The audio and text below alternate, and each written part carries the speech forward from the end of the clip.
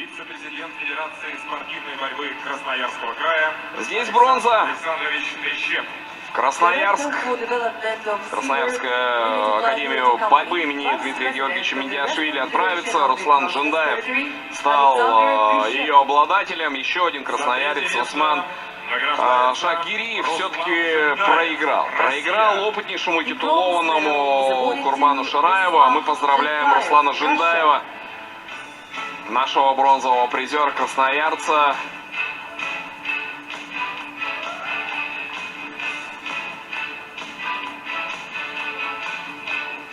Это вторая медаль в первый финальный день для Красноярского края.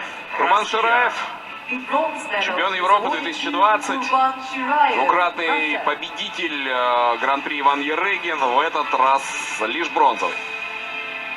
Два шага назад делает, но сколько грусти в глазах у парня, который сейчас на вторую строчку, на серебряную медаль получит и на вторую ступень пьедестала почета поднимется. Анзор Закуев. Смотрите, сколько грусти. Он проиграл, причем проиграл по делу, но боролся. И искренне жаль, конечно, но это спорт, это борьба. Серебряная медаль у Закуева. Ну а золото Виктор Рассадин забирает. Представитель Республики Саха-Якутия Виктор Рассадин. Победитель, весит до 70 килограммов. Вполне заслужен.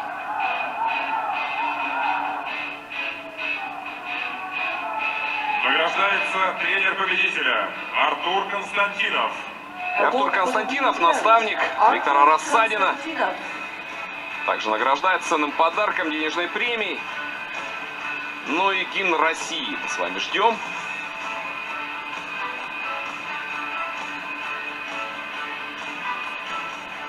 В честь победителя звучит государственный гимн Российской Государственный гимн Федерации. России в очередной раз сегодня под сводами Дворца спорта имени Ивана Ерыгина.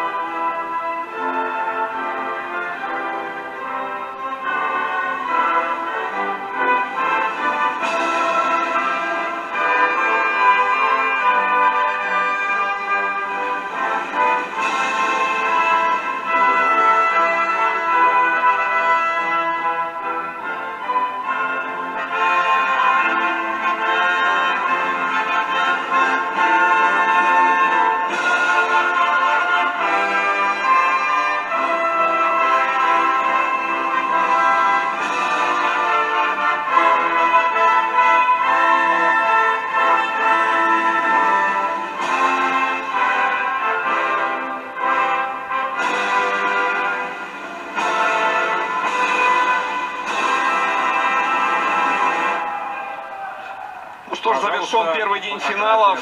Россия захватила лидерство и в женской, и в мужской части турнирной программы. Но не все так просто. Завтра очередной день финалов. Завтра будем болеть вновь за россиян. Спасибо. Завтра будем болеть за наших красноярцев. На сегодня же я с вами прощаюсь. Для вас работал комментатор Сергей Мурзин. Всего вам доброго. Завтра. И до